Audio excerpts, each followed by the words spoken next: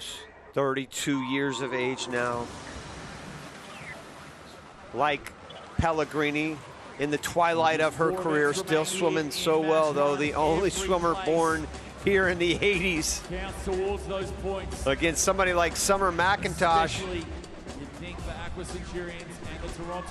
who was 15 years younger, 17 years younger rather, than Jacobos. She's in lane number 2 at the bottom. We saw her in the 200 butterfly, having that great victory early. She could be one to watch here to have that first 200 and grab those points. Yeah, why not go after the early checkpoint points if you can? Yeah, she has 3 really good strokes, Bernie. She's great butterfly. Comes back a little bit on the backstroke. Obviously, her freestyle is magnificent. Best freestyler in this group. Her weakest is probably the breaststroke, but look at that fly. She's going to have a good second lead ahead of the rest of the field. Jacobos second, though, about a half second behind her. She was 1:00.09 going out. Also looking good outside for the DC Trident. Riley Anderson, Jani Jacobos.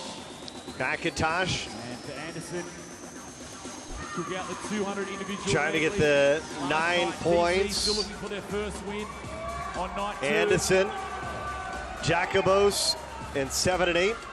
And that's the one thing that's interesting about the ISL is you're typically used to in swimming that B, if you will. But it looks completely different here as this battle is on both ends of the pool. Yeah, and I love the way Summer McIntosh is looking right now. Very smooth, very much in control. Certainly looks like she's going to have the lead at the 200 mark, which will pick up some big points for her. 7 and 8 there for DC Trident. Anderson, who won the 200 IM earlier. She's there in lane 7, Bernie. And Jacobos right above her. Good teammates right there, going second and third. And again, Rowdy, the checkpoint points, I should say, right. 16 points awarded only to the top 5 swimmers that made that turn. So, Anderson and Jacobos will also pick up some points. McIntosh 2:07.8 at the halfway point, about a second ahead of Jacobos.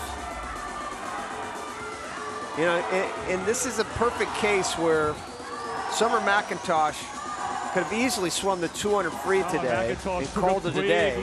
She looks over to her right, but here she is swimming the 200 fly, 400 IM. That's a double there for you.